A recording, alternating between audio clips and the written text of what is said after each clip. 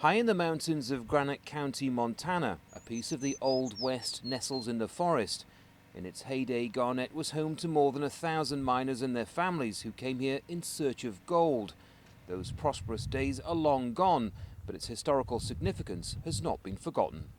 So, Dwight, this was the only hotel in town? It was. Very fancy hotel in its day. In fact, it was considered one of the richest hotels all the way over to Helena, which was the state capital. Originally designed and built to last just 30 years, Garnet is now over a century old. But it's the way it's being preserved that makes this place unique. The work that we're doing now to try and save this part of history is not replaceable. So we don't rebuild the buildings, we bring them back to the state of what they were when the town was abandoned.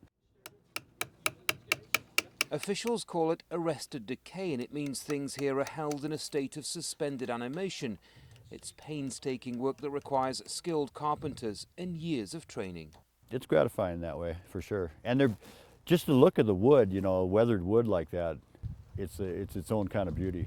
What they're battling against here then is time and the elements. Here's a piece of discarded wood from one of the buildings, and you can see just how it goes rotten.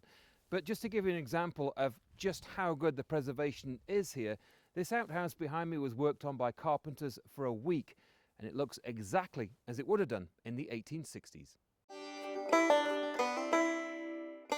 Garnet was eventually abandoned in the 1940s, but it's now on the National Register of Historic Places and attracts around 20,000 visitors a year. What's so amazing about it is how well preserved not just all the structures are, but all the artifacts and furniture and everything that's inside of it too.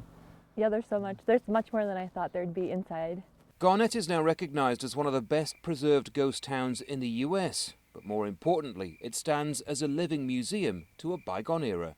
Andy Gallagher, Al Jazeera, Garnet Ghost Town, Montana.